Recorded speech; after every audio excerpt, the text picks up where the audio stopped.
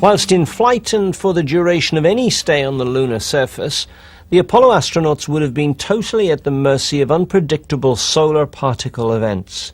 Solar flares could have affected any moon-bound astronaut at any time. A dose of 170 rem could result in vision impairment with a 20 to 30% probability of death within 60 days. Even a relatively low dose, around 70 rem, could result in vomiting, nausea and diarrhea during the trip. Throwing up into a spacesuit is not something NASA would wish to be broadcast live on TV. There was even the possibility of an astronaut dying on the lunar surface in front of millions of viewers back on Earth.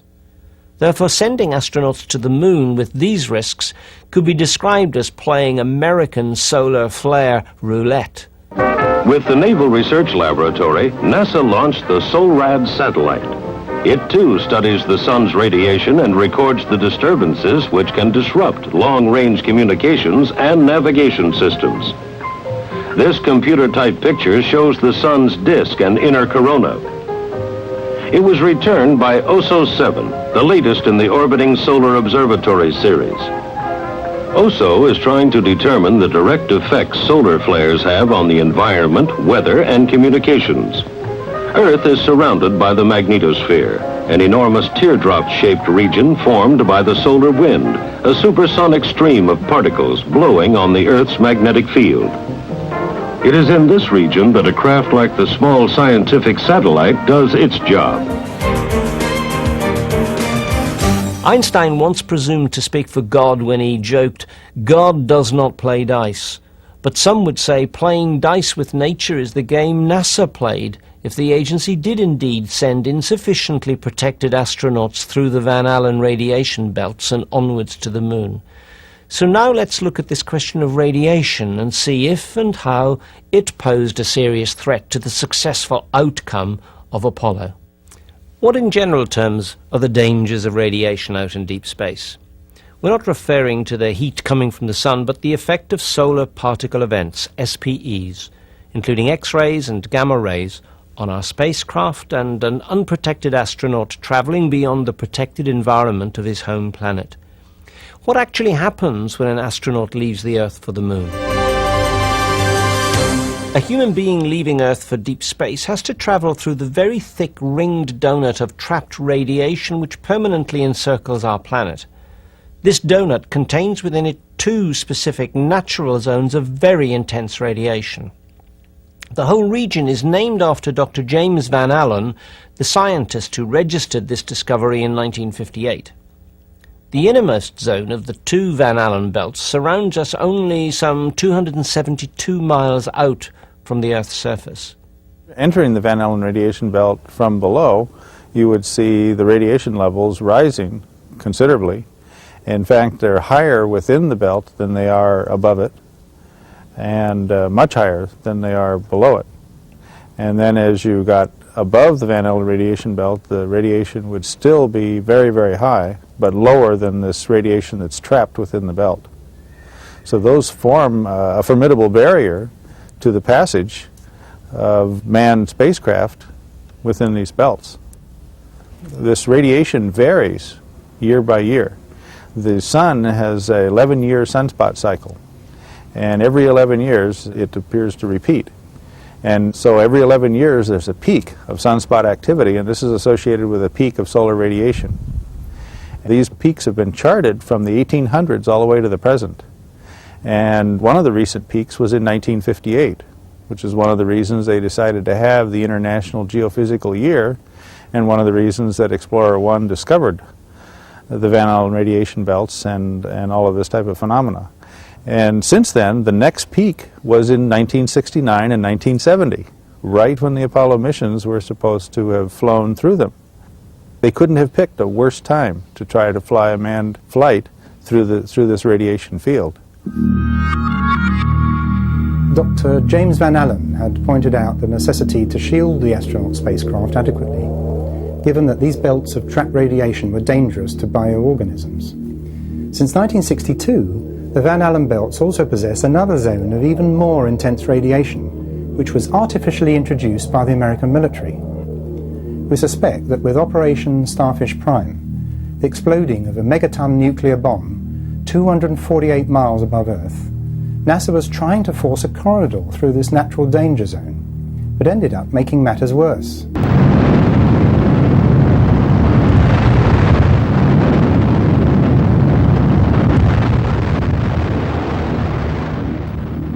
Astronomer Sir Bernard Lovell stated at the time that the effects of this explosion were cataclysmic, both here on Earth and out in space. The radiation created by this engineered explosion was trapped into a third belt, over 100 times more intense than the two natural belts.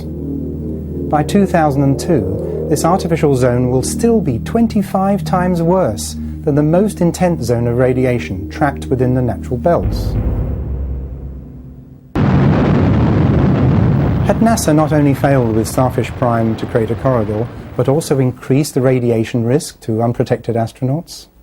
During their research, Bennett and Percy have found that the depth of these Van Allen belts varies considerably according to the source of reference. Despite the fact that numerous probes and the Apollo missions have allegedly traversed these zones of intense radiation, there's little or no agreement on the depth of these zones. James Van Allen stated that they're at least 64,000 miles deep, whereas NASA claims they're only about 24,000 miles deep. Less depth equals less travel time through this danger zone, and as NASA maintains that the Earth-Moon round trip would involve just about 2 hours in the belts, the agency could, and did, just about avoid the issue of spacecraft shielding by asserting that this was too short a time to be of any real danger to its astronauts. Such a claim is rather like believing that rain will wet you less if you run through it. In reality, whether you move slowly or quickly through rain, you'll tend to get equally as wet. And so it is with radiation, except that with radiation you cannot dry off and return to the state you were before you were irradiated. Radiation is present throughout deep space and alters everything that it comes into contact with. It becomes a part of any bioorganism. Our research findings suggest that firstly, on a return journey to the Moon or Mars, an astronaut would spend around 4 hours within the trapped radiation of the Van Allen belts. And secondly, that to protect human beings adequately for the duration of such a journey in the late 1960s would require a spacecraft far too heavy for any of Wernher von Braun's rockets to launch. But we're getting rather ahead of ourselves. We'll come back to von Braun's Saturn V rocket shortly. In an interview with researcher Jim Collier in the late 1990s, Dr. James Van Allen said that he stood by his evaluation of the depth and danger of the belts. There are cosmic rays in space. You have the radiation flux that you have to deal with out there. We understood that. We monitored the sun very, very carefully. We did not send expeditions to the Moon at times when there was the possibility of a particle event on the sun. We didn't want to subject the astronauts to any radiation that could come flying off the sun from a solar flare or a prominence or an event like that. But we thought it through very carefully, and we planned our way through that. NASA would have us believe that to send its astronauts through space at the height of solar activity was a matter entirely under its control. But it's impossible, even today, to predict when debilitating solar flares are going to occur. Predicting earthquakes is virtually impossible too. This is the aftermath of the Turkish 1999 quake that came with no warning. And again, the Taiwanese 1999 earthquake. So if the prediction of solar particle events is impossible, what were the means of protecting a crew when travelling through deep space in an unshielded, thin-walled rocket ship?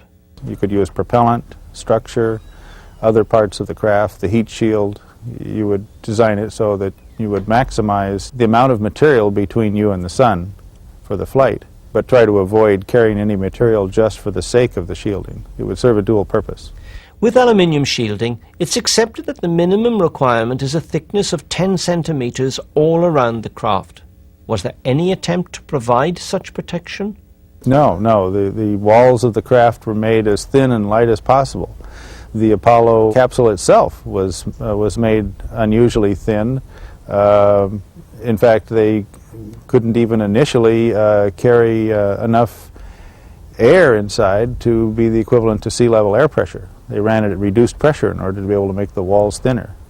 And then the LEM and other parts of the craft were all made out of very thin material, very flimsy. Almost no protection at all against solar radiation. So why not try using a solid shield to protect the astronauts from these dangers? Well, they didn't know how to put a shield like you suggest and still be able to make the weight capability of the Saturn V and carry everything to the moon. I believe that Wernher von Braun's team was basically assigned the task of designing a rocket that theoretically could take men to the moon if everything worked and if there were no substantial solar radiation.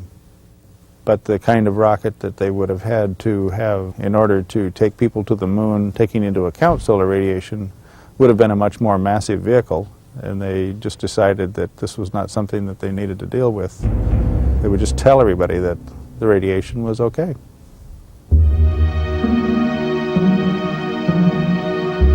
A spherical structure enables a craft to withstand a greater amount of internal pressure. The Soviets knew this simple fact, and the designs for their spacecraft were always spherical. Here's a typical Vostok capsule. Compare this with the American thin-walled CSM design.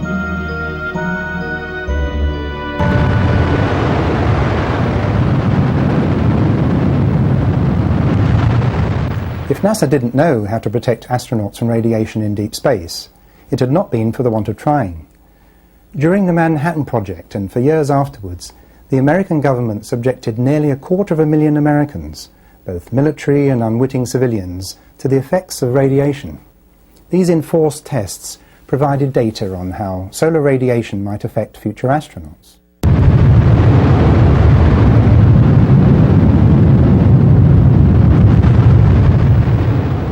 During the experimental detonations of atomic bombs, American military personnel were ordered to walk towards ground zero, totally unprotected.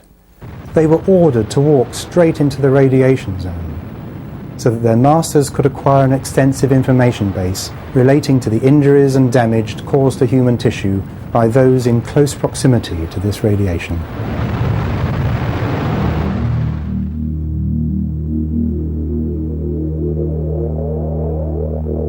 The surface of the moon is, of course, above the Van Allen radiation belts, and it's exposed to direct solar radiation. In 1959, they sent a spacecraft that flew past the moon.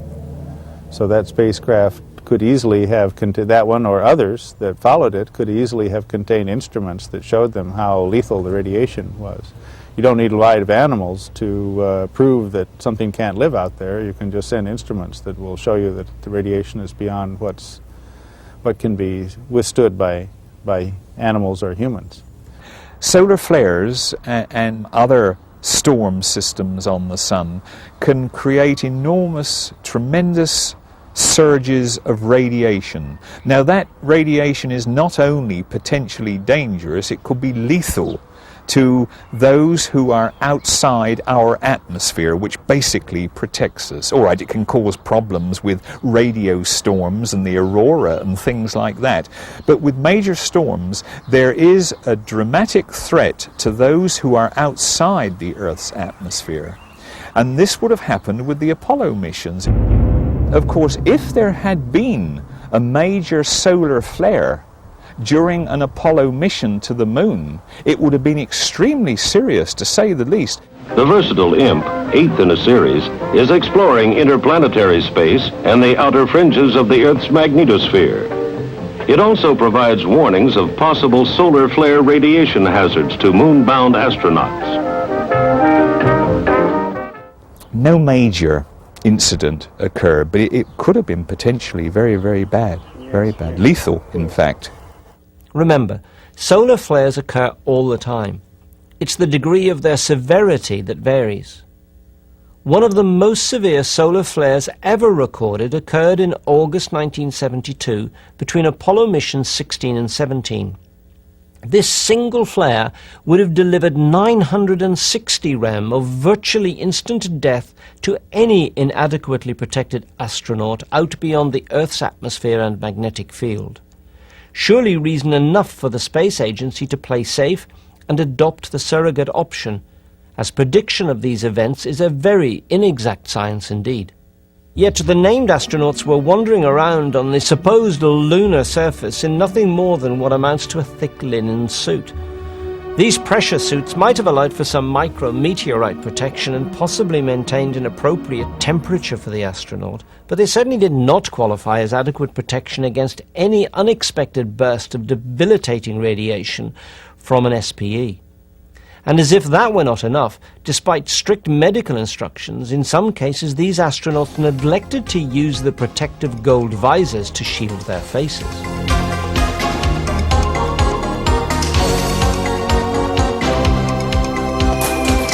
Whether this was whistleblowing or sheer arrogance, it is certainly another example of inconsistency in the record, over and beyond that of image manipulation. Forgetting the astronauts for a moment, what indeed could this solar radiation do to the images? We know, for example, how X-rays can affect film on Earth, and we know how the photographs of the damaged Chernobyl nuclear power station were badly fogged from radiation. You have an enormous amount of radiation in space, and potentially it affects film, of course, and of course, as you will well know, its prime effect is on contrast.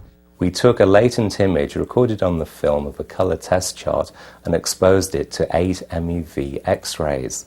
The lowest radiation dose we applied to the film was 25 rem. The latent image, if it hadn't been subjected to radiation, would look like this: a good quality, high contrast, colour transparency. After exposure to the 25 rem radiation, the image is almost entirely obliterated. This means, in my estimation, a dose as little as 5 rem would seriously undermine the transparency. It would look significantly fogged. It would be a very thin image. If you look at the results, top quality duplicates, you can see that there appears to be no effect whatsoever. It never got to the stage where I heard, at least, that a film had been badly affected by temperature or the pressure differentiation or radiation. I would expect to see on the transparencies evidence of small bright dots where a high velocity nuclear particle had impinged on that film. I have no evidence whatsoever that this has occurred. The good place to look for it is on the regions of the film which haven't been exposed in the camera, the black spaces, as it were, between the frames. We're protected on Earth by a nice thick atmosphere, and that combined with the magnetic field keep these ionizing particles away from us, on film of course. In space you're not offered that protection. To prevent an ionizing particle, well, very energetic particles that you get in space, from damaging the film, you would need a significant thickness of lead protecting that film. So if the film exhibited no signs of radiation damage, then surely the camera itself must have been protected. Was the Hasselblad lunar surface camera shielded from radiation? Well, the original ones were not protected at all. The ones they brought to the lunar surface were painted silver. The temperature, of course, is very, very extreme on the lunar surface. In the sunlight you could be easily as high as about 200 degrees Fahrenheit. And of course in shadow areas and prolonged shadow you could be in minus quantities. As far as I know, they had no trouble with overheating of the film. And I think it worked for them because I didn't hear any complaints about the film getting too warm. On the other hand, they might have had some trouble if the film got too cold, because then it cracked. Would any of the problems cited have anything at all to do with Kodak's strange reticence to capitalize commercially on the film used for the lunar surface photography? Although various films were tried by NASA, to all intents and purposes it was only Kodak film which was used during Project Apollo. And I think, and one understands it, I think that the corporate management in Rochester was concerned about a monopoly situation. I think that was the reason, and it's sad in some ways because there was an enormous amount could be made of the fact that it was Kodak film being used. Okay, let's see, how do I do this? F11 at 74. Click.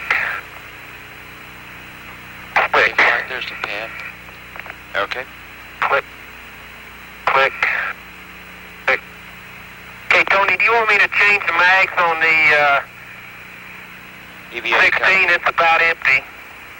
Click. That's affirmative. Per second runs it through there. Right, go ahead. Okay, will do. Should be mag R. Okay. Click. Okay. Man, if I get this top of this and that picture, it's going to be a miracle. Click. Okay, Tony, during this pan, I've moved about 2 feet downslope, so I don't know if things are going to match up too well or not. We'll make it work. And if both the film and camera had problems with heat and cold, then how did the astronauts themselves stay cool? It was the job of the life support system, the PLIS, to regulate the body temperatures. How did that backpack actually keep an astronaut cool and likewise warm when they were working in the cold of the shadow areas? Somehow they would have to radiate the heat away, and that's not an easy task because the rate that heat is radiated away goes up according to the fourth power of the temperature difference between the radiator and the surrounding medium. So you have to have a pretty hot radiator to radiate away a substantial amount of heat. It would be more likely that you would eject steam, because in taking the heat away from the astronaut, that heat would be used to heat water up and produce steam. So you should see venting of steam if they're using water for this purpose, rather than ice, actually. We never once saw any ice crystals or indeed steam emanating from the vicinity of any astronaut, either spasmodically or on a regular basis. Not one piece of TV coverage demonstrates such an effect. Interestingly, many researchers, including Ralph Rene, also seriously doubt whether the PLIS had enough capacity for the job in the first place. In this part of the program, we've looked at the dangers of radiation and the serious problems to have been overcome on any journey to and from the Moon. Clearly, in the 1960s, no one had the ability to deliver a guarantee against astronauts dying in space. This reason alone would have been sufficient motive for the falsification of what really happened during Apollo.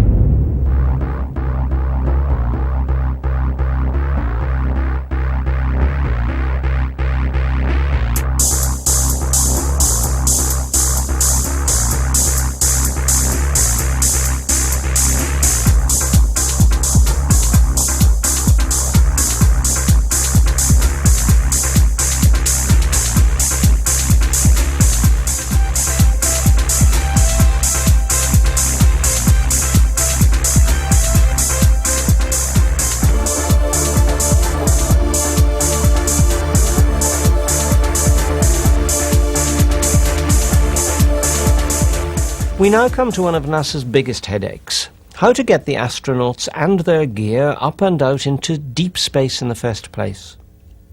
This segment of our program is the story of the Saturn V and those people who were behind the development of space rocket technology. Wernher von Braun was to become one of the Nazis' chief rocket engineers, and together with Walter Dornberger of the German army and another older and more experienced rocket scientist, Hermann Oberth, they would develop the rockets deployed during the Second World War. But before that could happen, Hitler needed to be persuaded that the path-marked rocket development was the correct way to go and a worthwhile investment. All of which takes us back to 1927, when Wernher von Braun was just starting out in his career, and Hermann Oberth was working on an extremely interesting project which surprisingly would become as relevant to the Apollo program as would the V2. In the late 1920s, Hermann Oberth was invited to work on the German production Frau im Mond, Woman in the Moon. It was a Fritz Lang film, with a script credited to Lang's wife, Thea von Harbou. Frau im Mond was a silent movie with its plot based on manned flight to the Moon. Oberth was responsible to Fritz Lang for the rocket design and flight details. It would appear that NASA has followed the principal elements of this virtual blueprint ever since. This design was for a multi-step rocket. As each stage runs out of fuel, it drops off into space and the next stage takes over, thrusting the craft further onwards. Oberth's design for the rocket comprised 3 steps. Apollo's launcher, the Saturn V, was a 3-stage rocket. It was constructed in a vertical position in a huge assembly shed. This is the house that Jack built over at the future Cape Kennedy. It's called the Vehicle Assembly Building and is very similar to that first German rocket shed. Inside, the Saturn V rocket was assembled vertically. Lang's rocket was driven out of the shed in a vertical position on a tractor-like transport to the launch location, just as NASA does today using its crawler vehicle.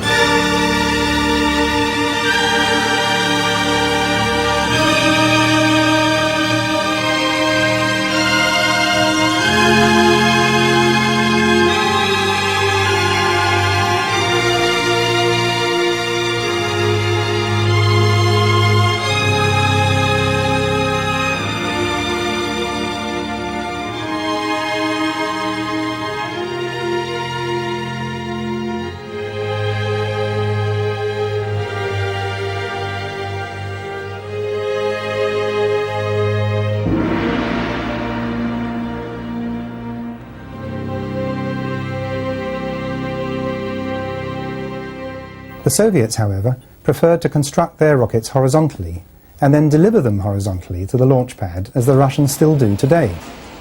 No doubt they recognized that moving a high center of gravity rocket vertically was contrary to common sense. And contrary to some received opinion in the West, the Soviets have in fact always been the world's leaders in rocket development. With 21 firsts in space exploration, they had no need to present the world with rampant virility symbols for their journeys into space. As for NASA's Apollo launcher, the Saturn V, that rocket may not have been as great as it looked. To emphasize the moment before liftoff, Fritz Lang created the 10-9-8 countdown. It was one of the movie's most dramatic features. Lang had intended this countdown procedure merely to increase the dramatic tension at the launch. Lang said that NASA had incorporated another of his damn touches into its space dramas. Lang's actors were strapped to their couches, just as NASA did with Apollo. When the rocket motor had burned for a specified duration, we see first and second stage separation, as was the case with the Saturn V.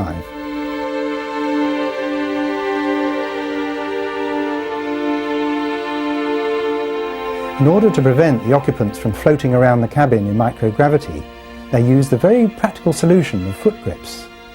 Later, NASA was to stick everything to the walls with Velcro tape.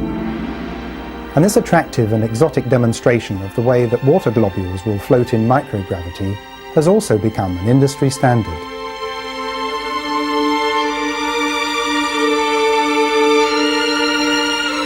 Then the most memorable scene of all. The moon in the foreground and the distant Earth. A scene first visualized in the 1920s. And the lunar landscape as designed by Lang's artists, with a camera set up ready.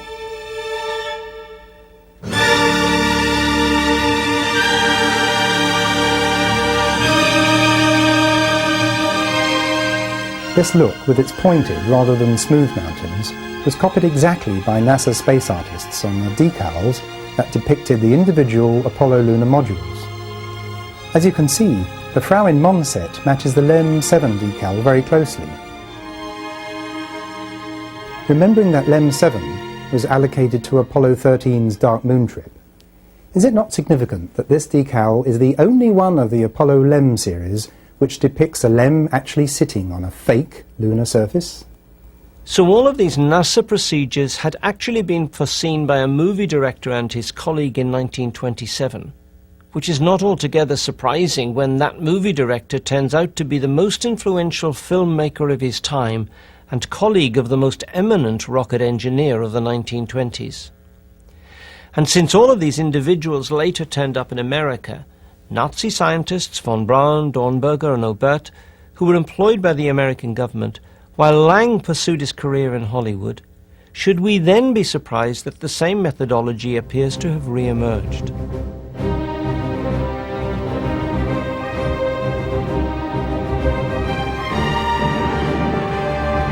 Ist alles echt heiß?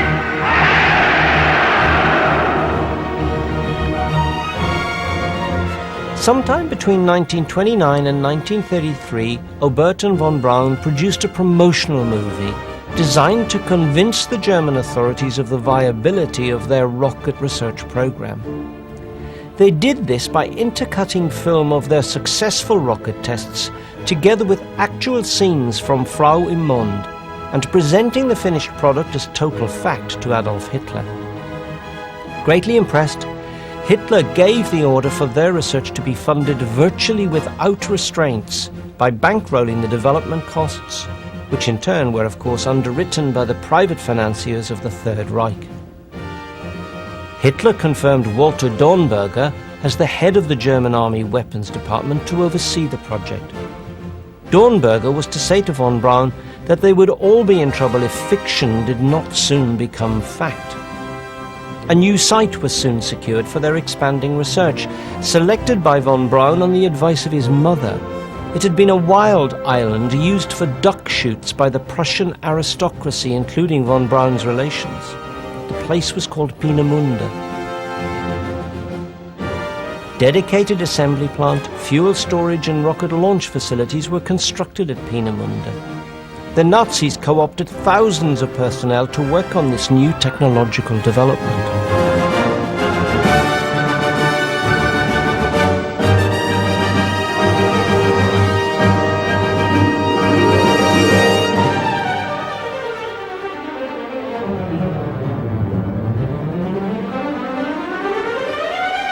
But all new technology has to undergo many trials and tribulations before it can be successful, and Peenemünde was the site of much experimentation before these rockets were perfected and a successful launch achieved.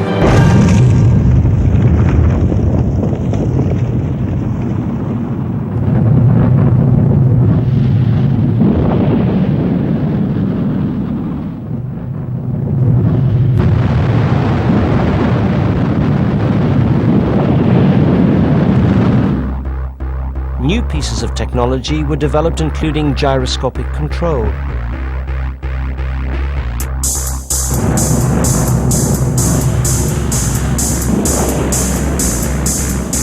Brand new rocket engines were developed and perfected. Success then followed. Von Braun presented film footage of the latest launch to Hitler. Significantly, this successful launch had a depiction of Frau im Mond on the side of the rocket.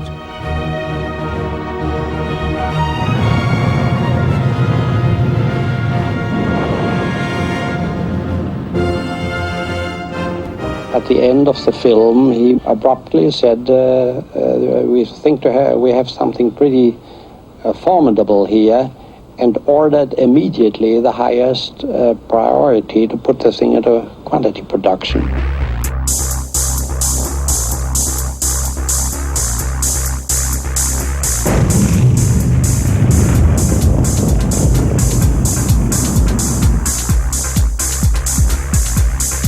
Unfortunately for the team, in April 1943, during full production of the V-2, Hitler, following his dreams and instincts, halted all rocket development. Desperate to fulfill their dream, the two most influential people at Peenemünde, Dornberger and von Braun, asked Albert Speer to set up a meeting. And it was in July 1943 at the Wolfslair, Hitler's Rastenburg headquarters, that von Braun showed Hitler models of proposed underground production facilities to inspire him to resume production. Hitler bought von Braun's idea that he could rocket bomb his way to victory through the production of hundreds of thousands of V-2 and V-3 rockets. The team was so successful in their presentation that the very next day, Hitler awarded a professorship to von Braun in recognition of his achievements. Werner von Braun considered manned spaceflight the goal of his life. This launch vehicle would become key to the means by which mankind would attempt to reach out into space, but for the Third Reich it was just a transporter of explosive, 1 ton per rocket, that would travel a distance of 200 miles before delivering its lethal burden without warning onto its target.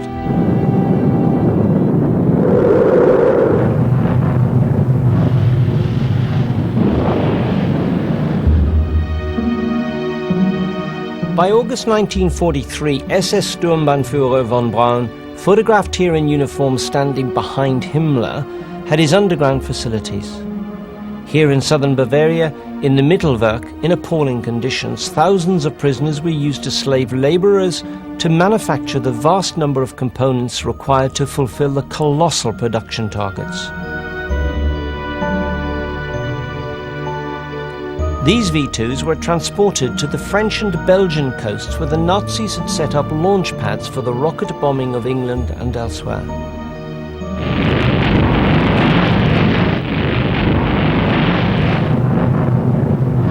In the latter part of the war, over 2,000 V2s rained down on London.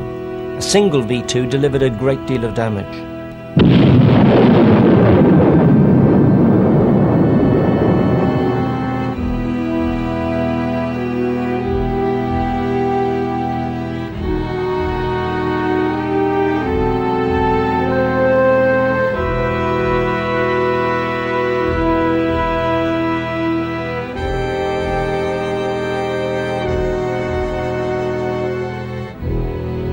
Despite the fact that the Allies attempted to destroy Peenemünde twice, it was essentially spared, and this was of course vital if the Allies were to recover the scientists and their essential technology.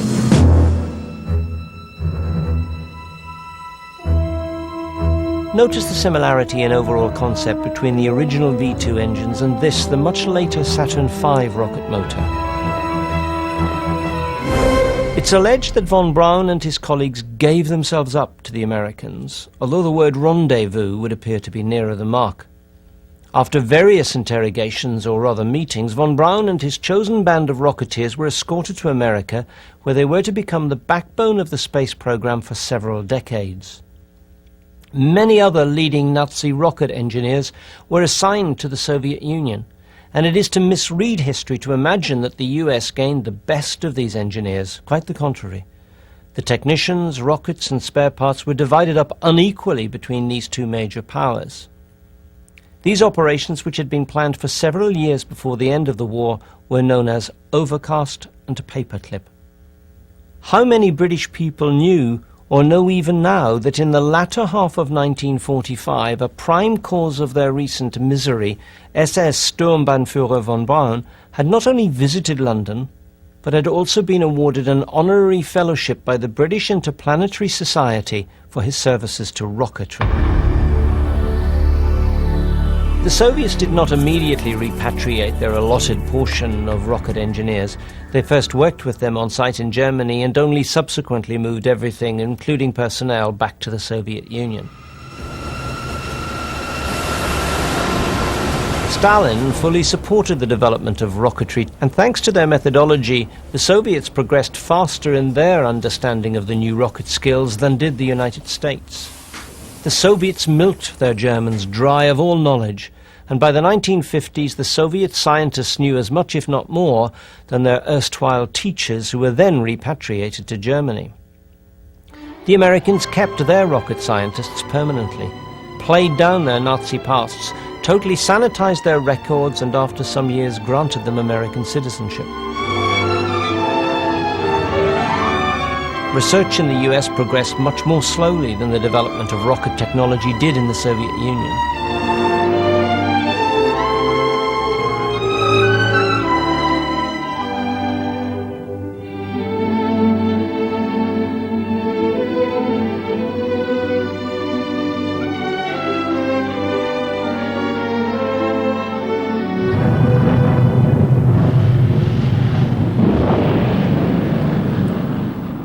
Heading up the Soviet rocket program was a man in many ways very similar to von Braun, being a stickler for organization and a man of great vision. But where von Braun was merely an adequate engineer, and there were many men who were better than he, Sergei Korolev was a genius, the genius of all the rocket scientists. Korolev was responsible for the design of the rocket that launched the Sputnik, the world's first orbiting satellite.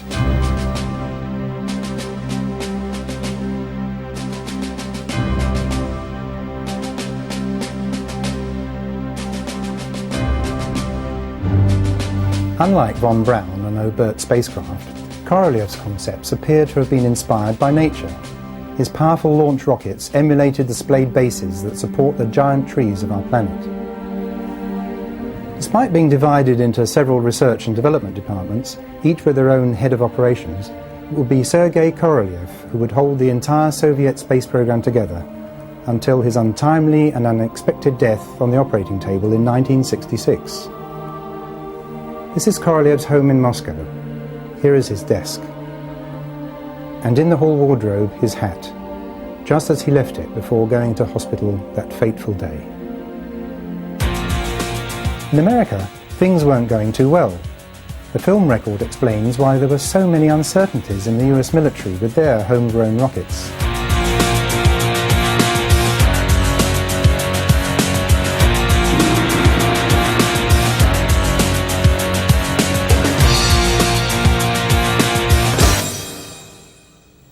Back in the USSR, shortly after Sputnik 1, Korolev was launching Laika, the dog, into space. However, the Soviets were learning to be economical with the truth concerning their activities in space. It was publicly announced that Laika died painlessly when her oxygen supply ran out. It was many years later before it was revealed that in fact Laika had died a painful death because the nose cone of the spacecraft ripped away as it reached Earth orbit, exposing the unprotected portion of Laika's cabin to the searing heat of the sun. But the further truth was that the nose cone had been designed to do exactly that. So, in the interest of learning how long a bioorganism could withstand such conditions, Laika had been knowingly destined for a painful death from the very start of the experiment, and the public were not to know what really happened until a comfortable time period had elapsed. If it has taken 30 years to get to the truth about a dog, how many more years will it take before the truth about the Apollo space program is allowed to seep into public consciousness concerning the fate of this planet's surrogate Apollo astronauts? The go-ahead for manned flight had been given to Korolev at the end of 1960, and so he prepared his cosmonauts for the first manned orbit of Earth. At the climax of these preparations, the world was to see the images of a smiling young Yuri Gagarin boarding the bus that took him to the launch site, accompanied by his backup cosmonaut and staff from the Baikonur Cosmodrome. History in the making, for we were under the impression that these were news images from the Soviet Union, and we didn't question the fact. Why should we? The Soviet Union would enjoy beating the USA into space, and therefore we were absolutely certain that these events were and are recorded for posterity as they happened. Well, that turned out not to be the case. Our research has found that few of the film images of Gagarin's space trip were shot at the time. It seems they were pre-filmed during several different sessions over an extended period. These images were then subsequently assembled and then edited to produce a final result, certainly not true news gathering. That would explain, for example, the continuity errors in the bus sequence. Gagarin is embraced by key individuals, including Korolev himself.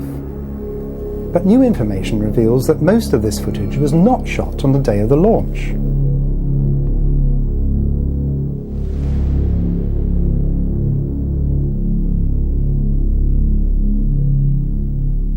Gallantly waving, Gagarin enters the elevator to ascend to the rocket launcher and the Vostok capsule.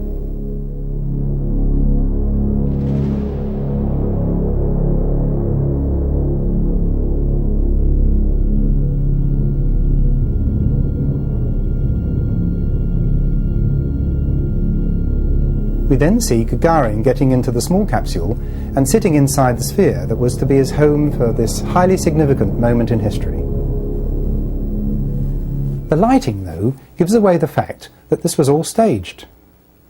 Here we can see the cosmonaut sitting in his seat, but there are two shadows, one on each side of his head, indicating that lighting was used from two light sources placed either side of the camera. The top view shows that there was no lighting inside the capsule itself. Nor was there any room inside the small space for the camera and lighting rigs required. So how can there possibly be a view of Gagarin taken from the front rather than just from behind his head? We must emphasize that there was no space for another person, camera or lights inside this miniature capsule. This shot alone demonstrates that he was filmed from a cutaway setup, on another occasion, in another place, in a studio environment. Details that have now come to light record that during the launch countdown, 2 awkward moments occurred. During the first of these, Korolev told the crew on the gantry that the hatch had not closed properly. This was news to them, as they had closed down all the bolts and no signals had activated to indicate any failure of procedure. Korolev insisted that the hatch be fully reopened and then rebolted, a task which added another 30 to 40 minutes to the countdown. Korolev also insisted that he alone would inform Gagarin of the delay. In fact, Korolev forbade the crew from speaking to the cosmonaut, who was supposedly listening to music inside the capsule. In so doing, he gave himself the opportunity to instruct Gagarin to leave, yes, leave the Vostok capsule. The second awkward moment occurred during this rebolting procedure, when the gantry began to swing away from the side of the rocket as if the countdown had not been halted. Obviously, the head of operations inside the launch bunker hadn't been apprised of the situation. About to fall off their lofty perch, the gantry crew hurriedly telephoned the launch bunker and asked them to return the gantry to the rocket's side, allowing them to complete their task. So who was head of operations in the launch bunker? Well, actually, it was Sergei Korolev, and he was totally aware of the timing of the countdown, since it was he who was responsible for the delay in the first place. So why go to the trouble of creating this gantry incident? We suggest it was a diversionary tactic, resulting in any observer taking their eye off the ball for a few vital minutes. This would ensure that the first publicised manned flight into orbit would not be compromised by a dead cosmonaut, and it would have served to cover the moment when Gagarin was removed from the capsule, and ultimately it would keep Korolev's research and development team ahead of their serious competition within the Soviet Union's internal space race. Was Gagarin removed and then replaced by a surrogate cosmonaut? Or did the Vostok capsule go aloft with only a tape machine aboard? A technique that the Soviets had already honed to perfection, and they had already acclimatized Western listeners to the idea that human voices emanated from probes officially classed as unmanned. But that's another story. This Vostok capsule landed on a designated site well away from the public gaze. In the meantime, Gagarin had apparently ejected himself from the capsule and landed well over a mile away. However, his method of landing was kept very quiet, creating confusion in the history books for years to come. The Soviets wanted to claim a flight record, and, according to aeronautical rules, not astronautical, ejecting or bailing out would disqualify the entire flight, so the pilot had to land within his craft. Astronaut substitution would have meant that the number of people on the gantry platform would have increased or decreased between securing the hatch for the first time and the actual launch. Was this the case? Oh, yes, it was. It took 5 people to seal the hatch and check the procedures first time around, but at the second resealing, only 3 people were employed on this task. There was motive, opportunity and time to accomplish the sleight-of-hand manoeuvre. And if such a tactic would ensure that the Soviet space program and their cosmonauts were kept alive, then it was worth the candle.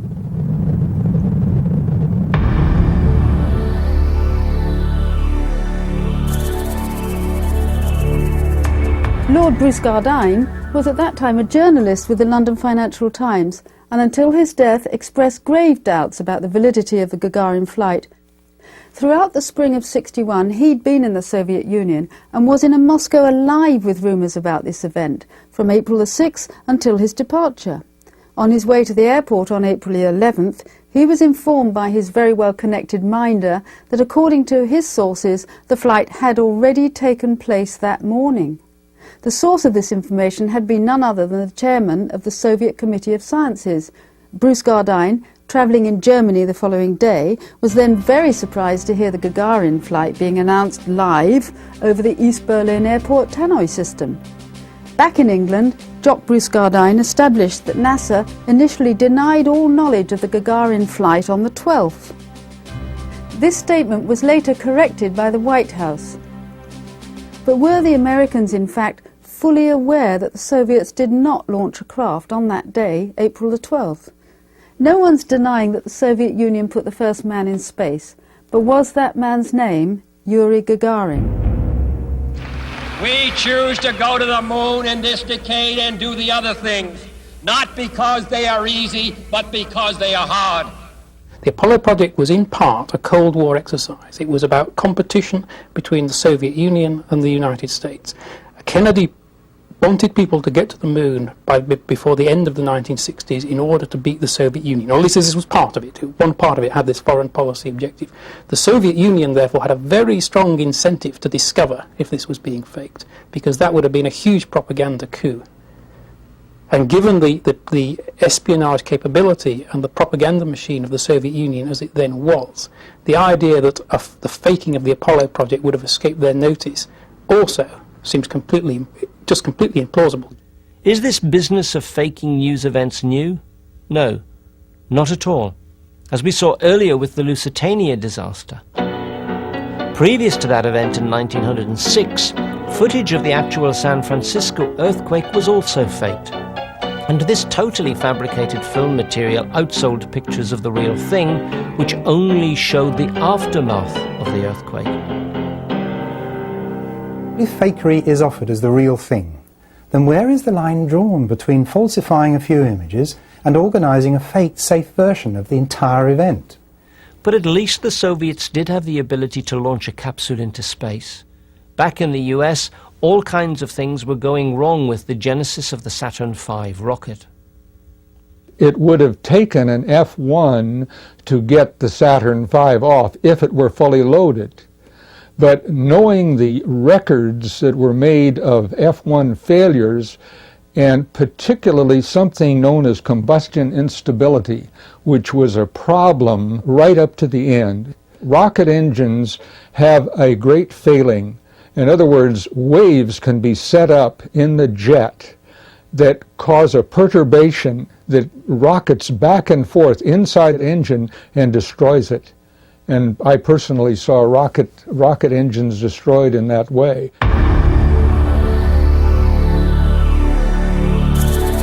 The B-1 engine would have been much more reliable because it was a lower thrust.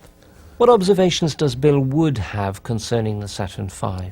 For the first 8 feet past the end of the exhaust nozzle of these F-1 engines, the exhaust is black. It's not glowing. It's a black exhaust. Just as if you were to have some type of a shroud around the end of the engine with maybe kerosene being injected into the exhaust, so that when the smaller engine fires down the center of this, it ingests air from the inside the engine compartment down through the nozzle and mixes it with this injected kerosene. And it taking about 8 feet for this heated kerosene to mix with air before it catches on fire behind the engine. And that seems to produce this 800-foot-long fuel-rich flame that is flapping in the air behind the Saturn V. The flame behind the Saturn V doesn't look very much like the flames behind other rockets using the same propellants. There's no normal mode of operation that would cause an engine like that to produce this dark zone. To do that, it would have to be running so fuel-rich that it would be so inefficient that it couldn't possibly produce the performance that was claimed for it. It's possible that they never really did solve the combustion efficiency problem with the F-1 engine, and they decided that just for show purposes they would produce an engine that produced a giant flame, sort of like a huge flamethrower. And we all know that flamethrowers don't produce very much thrust.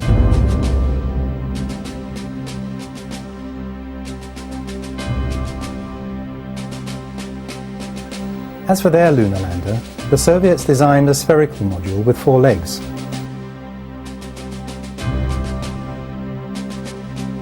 The Americans also adopted a 4-legged lander, but finally agreed upon an angular, tent-like craft. Basically, this was an arrangement of 2 engines stacked one on top of the other, with additional functions assigned to the angular spaces of the vehicle.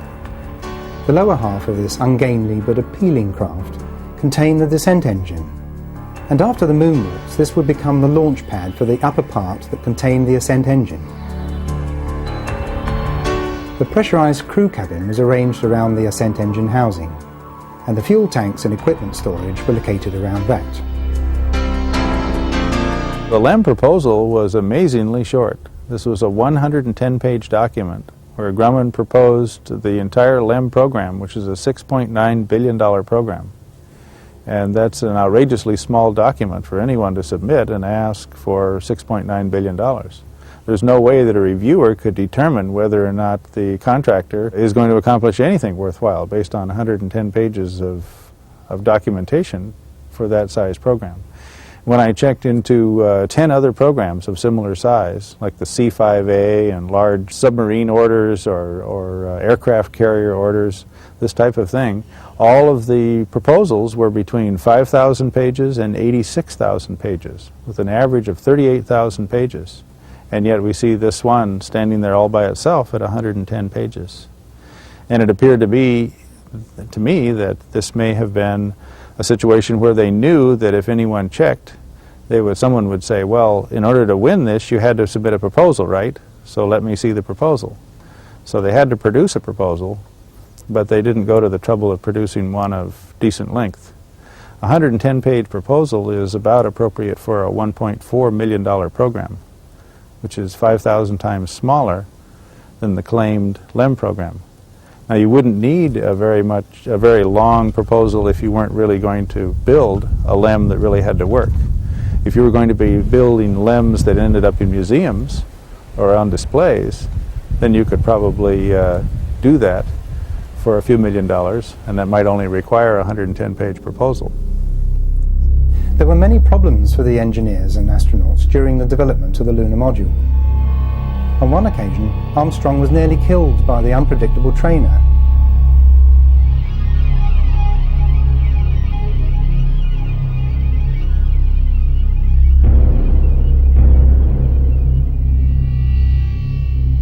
After ejecting just in time, you can see Armstrong descending to safety.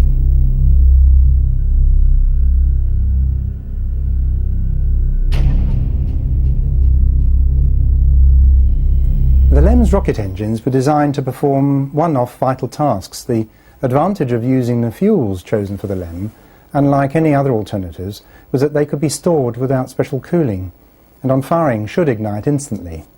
When the descent or ascent engine was activated, instant combustion would have been a must, and the two engines had to perform without a single hitch. The lunar lander descent engine, as well as the ascent engine, used a combination of hypergolic propellants, nitrogen tetroxide as the oxidizer, and unsymmetrical dimethylhydrazine, or UDMH, as the fuel. Together they were known popularly as Aerozine 50. When they are mixed, they ignite spontaneously, and that's why they're called hypergolic propellants. After ignition, they produce a dark red opaque gas. We also have the Apollo footage showing, for example, the ascent engine lifting off and being followed up by a camera, and no exhaust gas showing.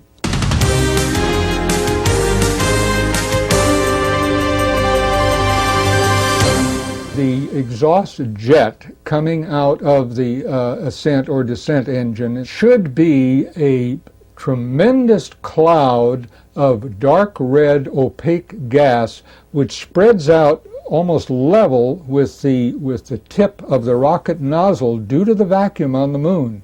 So that means it would have created an enormous cloud of gas, possibly even visible from Earth, but that's sort of a side issue. So that's what viewers should have seen when the ascent module took off. They should have seen a very large dark cloud. All that is visible at the commencement of the LEM's ascent is not an exhaust, but only the bursting apart of the mylar covering. George Pinter worked for Grumman Aerospace on the LEM and was most actively involved at top level with the development of major LEM systems, especially the supercritical helium supply. His responsibilities involved not only the technical supervision of specialists, but also the overall management of the project. He was a recipient of an Apollo Achievement Award from NASA, especially in relation to his contribution to the Apollo 13 space rescue mission. George was so valuable to the creation of the LEMS engines that he was seconded to Rocketdyne for a brief period during their research into propulsion systems for the descent engine. George Pinter has stated that it was imperative that the astronauts were able to see when landing their LEM. So we have to ask, how did they accomplish that vital task when clouds of dense, opaque smoke and dust were surrounding the craft and obscuring the astronauts' view? Remember how the Apollo 11 crew were seeing their way to the surface, only picking up a little dust, according to Armstrong. It is not widely known that the manoeuvring jets of the space shuttle also use hypergolics, and this exhaust is very clearly visible when these thrusters are fired. And as for not having any effect on the lunar surface, either melting it or blowing vast clouds of dust away, let alone generating a crater where they landed, well, here we can see that there is no disturbance whatsoever under the LEM, a fact, incidentally, that nearly all the crews felt obliged to draw our attention to. Just like Neil, I didn't dig any crater at all. Look at the descent engine, it didn't even dig a hole. Prior to 1969, all NASA's artists depicted the LEM's exhaust smoke flaring out from beneath the LEM, whether it was red smoke or white smoke. But current, post-Apollo space film artists now depict simulations of the exhaust in the rocket engine coloured blue. Playing safe, surely. For George Pinter of Grumman, exhaust smoke would have to have accompanied the real landing and takeoff. But because the astronauts had to see to land, how could there possibly be any dense, opaque smoke of any colour? Remembering the 10,000 pounds of throttleable thrust burning at up to 5,000 degrees Fahrenheit, not only should the LEM have generated a crater beneath the craft on landing, but for Apollo 11 at least, surely there should have been a trail of molten dust behind it as the craft travelled over the lunar surface on its overshoot to the final landing site. This is volcanic rock on Mount Etna, which was made molten by heat of only 1,000 degrees Celsius before solidifying.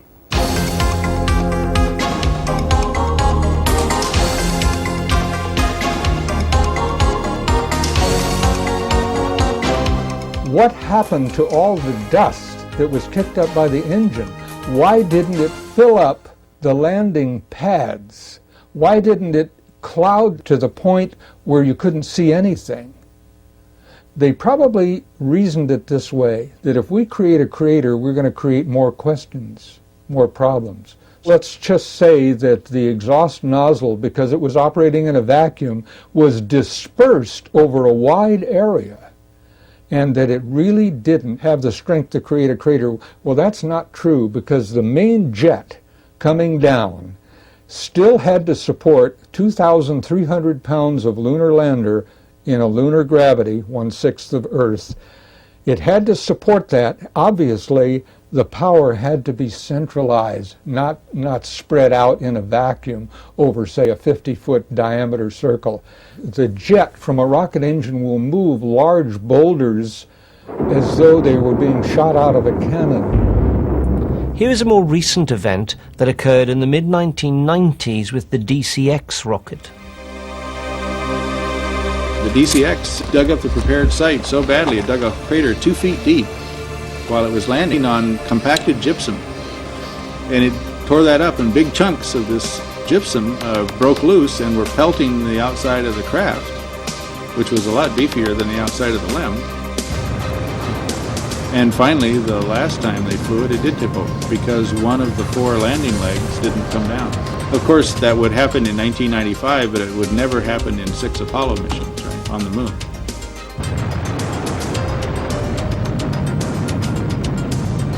So, there are many reasons to question the Apollo imagery relating to the claimed landings and takeoffs from the lunar surface. If these moon landing images were faked, then how did we manage to acquire so many rocks? Core samples and lunar dust have been obtained by unmanned probes. The Soviets were particularly advanced in this technology, but there were supposedly many samples loaded onto LEMs and returned to Earth. The claim is that the Apollo program collected hundreds of pounds of lunar rocks, something like 750 pounds, some large amount of lunar rocks in the 6 missions. And I think that only a few pounds were actually collected remotely by ourselves and in a similar manner by the Russians, because we had an agreement before we went to the moon to trade lunar soil samples. We would trade soil from the sites that we visited, and they would trade samples from the sites that their robot craft visited and compare them. And then I think the vast majority of the hundreds of pounds of moon rocks that we claim to have are made here on Earth, and that's why they look so similar to Earth rocks. That's why they found that the composition is so similar. They can be irradiated or exposed to a vacuum or modified in certain minor ways so that they appear slightly different, and then they do an analysis and say, well, it's just like Earth rocks except for these few minor changes. And then they hypothesize that they were blasted by meteorites. Well, they can be blasted by meteorites artificially. Paul Jacobs was a top investigator in San Francisco. I went to see him to get his help. I said, Paul, help me with my Apollo hoax project. He says, all right, I will. I'm flying to Washington next week. I'll go see the head of the U.S. Department of Geology. And he did.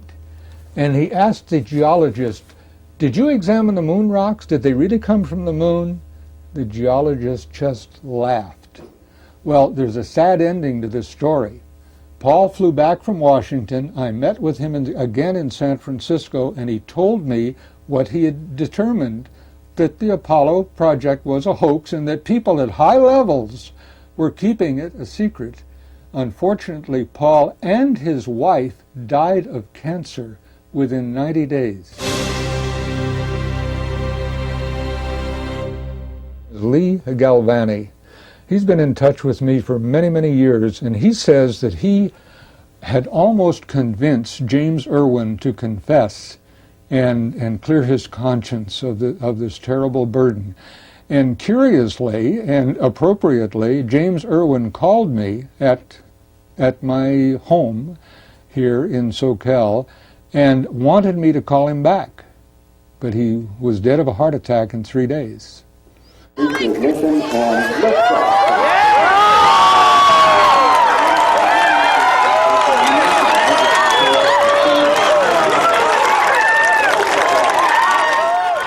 If the Saturn V was such a good launch vehicle, why was it dropped after the last Apollo mission to be replaced by the Space Shuttle?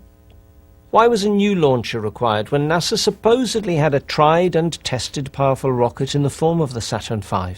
The shuttle weighs about 3/4 as much as the Saturn V, and it only puts about 1/6 as much weight into orbit, and it costs about 3 times as much as the Saturn V to launch.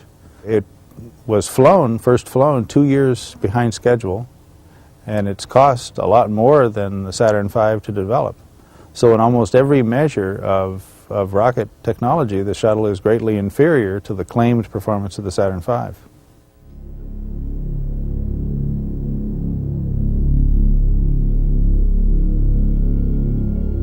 Seconds and counting. T-minus 15 seconds. Guidance is internal. 12, 11, 10, 9. Ignition sequence start. 6, 5, 4, 3, 2, 1, 0. All engine running.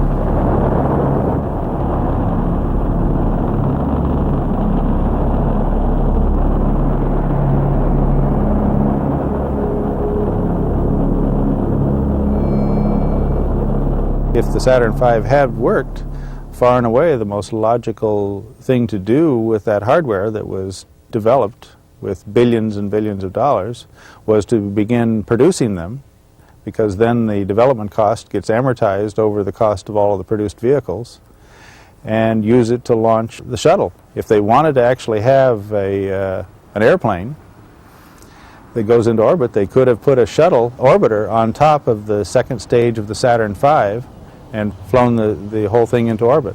The first stage would have dropped into the ocean like it normally does, and the second stage and the fully loaded shuttle orbiter would have made it into low Earth orbit. Now those second stages could have been assembled in orbit to form a space station. We could have had the first launch of the shuttle about 5 years sooner at a savings of about $20 billion, And by the time the shuttle was actually launched in 1981, we could have had the beginnings of a manned space station in orbit.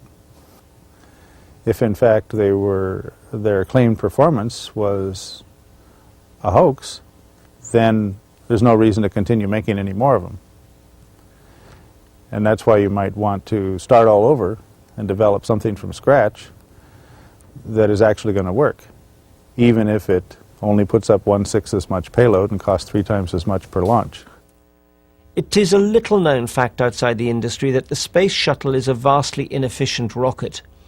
The allegedly recoverable boosters are more often lost at the bottom of the sea than they are recovered for reuse, which together with other issues minimises the claims for an economical recyclable spacecraft. One of the many reasons why replacement technology is being developed, for example the Lockheed Martin X-33 shuttle. Was there ever really a space race in the true sense of the word? If we were racing the Russians to the moon, and if we beat them, why didn't they do it the next year, or 5 years later, or 10 years later, or even 25 years later? Why didn't they ever do it? And usually the response is, well, they got so discouraged because we beat them to the moon that they gave up. Well, if that were true, then why didn't we give up when they beat us with the first satellite into orbit, or the first man, or the first woman, or the first space station? Why did we keep struggling with them the whole time, and why the very first time we beat them in something major did they give up? And why did they give up so thoroughly that they never went at all? Of course, we know at a very high level the Russians and the Americans have been in bed together for a long time. I mean, the Russian Revolution was financed by Wall Street. I mean, this is known. Beginning October 18, Soviet cosmonauts Andrei Nikolaev and Vitaly Sevastyanov toured the U.S. and several NASA field centers. During that same month, the United States and the Soviet Union agreed to study ways that American and Russian spaceships could meet and join in space. During his visit to Russia, President Nixon signed an agreement with Chairman Kosygin of the USSR to conduct an Earth orbital rendezvous and docking in 1975 between a U.S. and a Russian spacecraft. Engineers from both countries have already begun working out the details of the mission. American astronauts and Soviet cosmonauts trained this year to prepare for a joint space mission in 1975. The two crews will meet and join their spacecraft while in orbit around the Earth. Beyond the rescue capability they will demonstrate, it is hoped the complex project will lead to future international cooperative programs. They have sort of a tacit agreement that we won't blow the whistle on you if you won't blow the whistle on us. Simple. That's what I've often said on radio and television when they say, well, how come the Russians, if they knew that we didn't go to the moon, how come they didn't say anything? Well, it's better that they don't say anything. It's highly likely that only a few individuals were privy to the whole plan. As with the Manhattan Project, which involved hundreds of thousands of people working across America on the development of the United States atomic bomb, only a relatively small group of scientists were aware of the actual agenda behind the work they were doing, and even fewer masterminds were coordinating the whole program. So in a similar way, this assault on space involved hundreds of thousands of people working towards, in their understanding, a race against the Soviets to reach the moon first.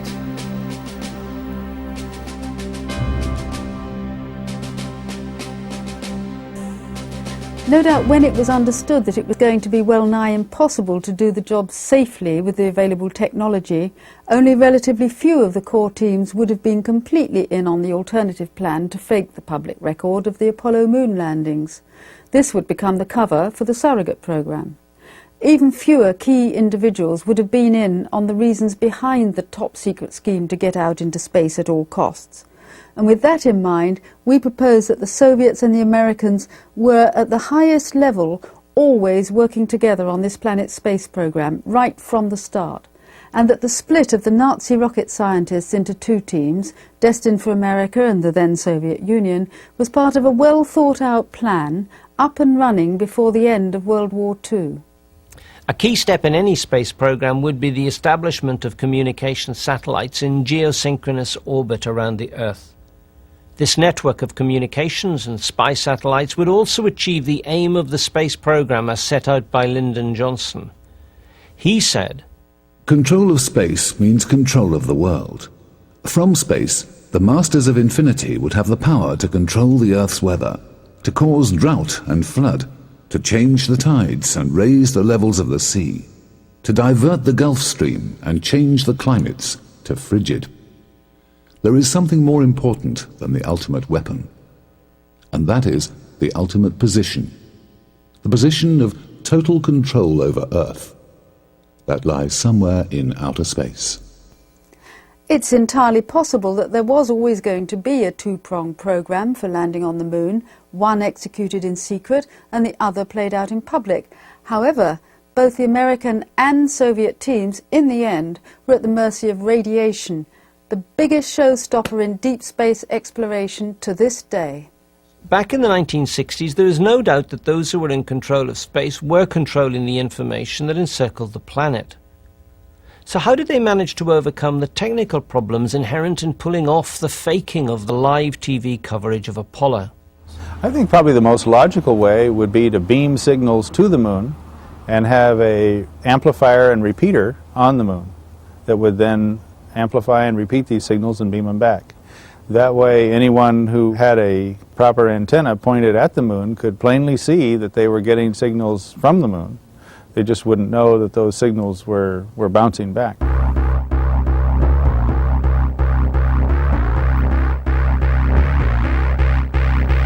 The Soviets had developed a very satisfactory roving vehicle, guided from Earth, called the Lunokhod. Lunokhod was landed successfully on the lunar surface and travelled over considerable distances. It had the capabilities of soil and rock sampling and was equipped with TV cameras and a laser reflector. These items had dust covers that could protect the lens and prisms respectively. The laser reflector was useful for receiving a laser beam from Earth in order to measure the precise Earth-Moon distance at any given moment in time. One craft could have performed all of the functions that would simulate the lunar lander. It could land on the moon with its repeater, and this craft could also place a transmitting seismometer into the lunar soil that could continue to transmit back lunar quakes, which we received for quite some time. This same device could also pop out a laser reflector onto the moon's surface, and it could perform all of these functions. It could also have lowered a drill into the lunar soil and dug up lunar soil, and then the return craft, unmanned, could bring that soil back to Earth. There really isn't a case to answer. The Apollo project had to have happened in order to produce this data, and if it hadn't happened, it would have been impossible to cover up for this length of time. But people have been whistleblowing for many years now. In this program, we've looked very carefully at evidence which clearly indicates that NASA hoaxed and faked the Apollo record. We've looked closely at many still photographs, photographs that are seen together on one continuous roll of film where there was no scope for retouching or the insertion of promotion pictures.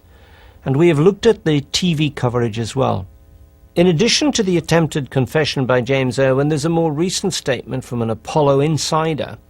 In September 1999, it was reported by journalist Graham Birdsall that at the first Pacific UFO conference in Hawaii, the astronaut Brian O'Leary, who worked alongside the likes of Armstrong and Aldrin for many years, commented, "If some of the film was spoiled, it's remotely possible they may have shot some scenes in a studio environment to avoid embarrassment." For an insider to consider this faking a possibility is quite remarkable.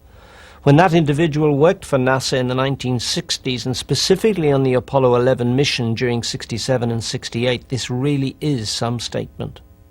But the view that the still photographs have been faked, whereas the TV transmissions remain genuine just because they were live, is unacceptable. Both the TV and the still photographs were imaged in the same settings. One single contradictory example would be enough to demonstrate that there is a problem with the integrity of the material published by NASA. You've seen many such examples in this program and much else besides.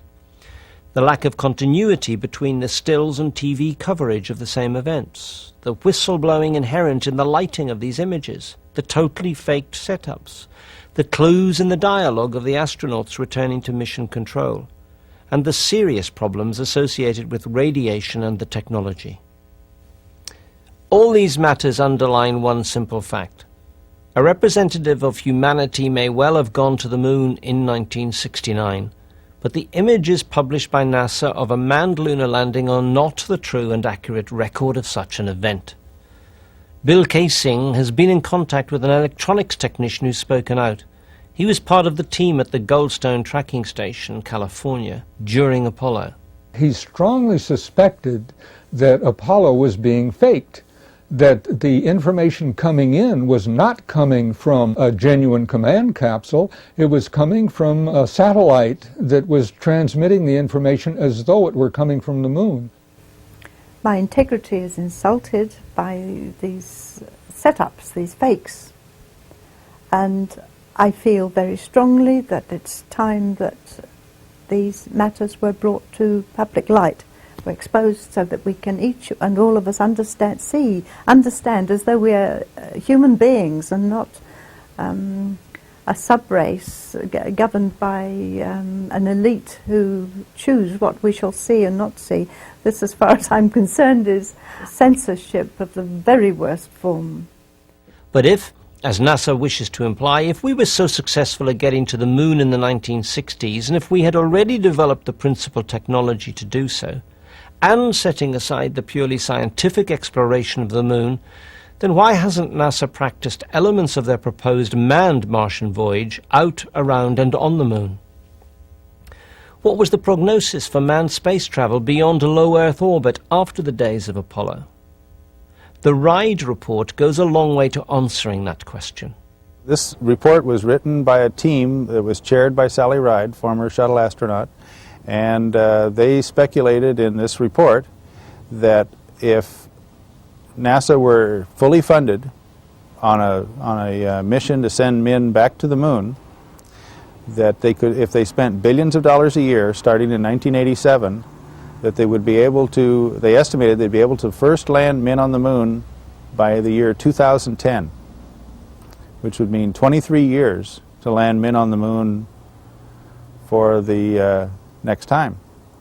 And the question being, since it only supposedly took 8 years from Kennedy's announcement until Apollo 11, why would it take so much longer and cost so much more money to do it for the 7th time than it did to do it for the first 6 times?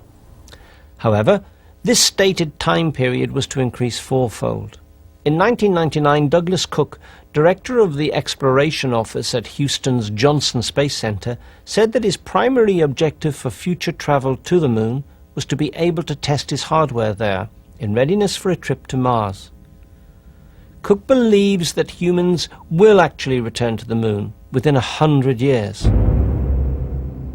In the late 90s, the UN terminated weapons inspections in Iraq. In 1999, a BBC Panorama documentary demonstrated that the CIA had run an unauthorized eavesdropping operation against the Iraqis from UNSCOM's office in Baghdad, and that the British and the Americans hid behind the United Nations to run this spy operation from headquarters in Bahrain. It appears, though, that instead of just looking for weapons of mass destruction, they, UNSCOM, were, without the mandate of the United Nations, actually spying. Therefore, it was a United States, not a UN operation. So it would appear that the United States and UNSCOM claimed they were doing one thing, when in effect they were also doing something else. Now, this tactic is by no means new. Here, with the UNSCOM operation, are parallels with what we maintained happened during Project Apollo, 30 years previously. From the sheer weight of evidence, the firm conclusion of this investigation has to be that in the case of Apollo, NASA stated that the agency was doing things one way, when in fact a hidden surrogate program proceeded in a very different manner. The total costs of Project Apollo, together with the Soviet part of the program, were estimated to be at least $30 to $40 billion on each side. Now, given this cost, it's perhaps understandable that what we were shown was done so as to avoid the risk of these huge levels of funding not being made available in the first place, and much illusion, including the space race itself, had to be maintained to keep the funds flowing. But what this investment did bring was ownership of the true experiences encountered by any surrogate astronauts regarding the actual conditions on and around the moon.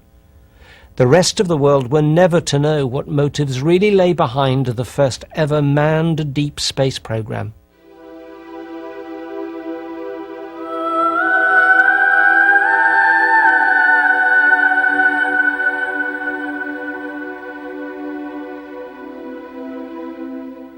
Bennett and Percy, the authors of Dark Moon, propose that our planet's basic technology for space travel needs radical conceptual renewal, the development of a totally new form of space travel. And rather than sliding around on the surface of space, mankind needs to create a technology that enables us to travel through space within realistic time frames and without unduly endangering our astronauts. As they say, it's no longer acceptable to be economical with the truth in order to cover a hidden agenda. As ordinary citizens, we do not expect our space experts to know everything, nor should we hold today's people at NASA responsible for their predecessors' decisions, unless they wish to maintain the myth of Apollo in the face of the overwhelming new evidence. In that case, they will be as guilty as these first decision-makers. Moreover, incapable of fulfilling their desire to travel out into the solar system, these frustrated masters of infinity will then be bent on shoring up the edge of darkness, low Earth orbit with space stations and so-called Star Wars technology.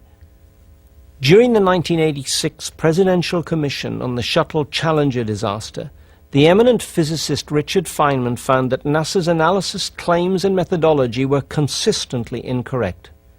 Feynman said, NASA owes it to the citizens from whom it asks support to be frank, honest and informative.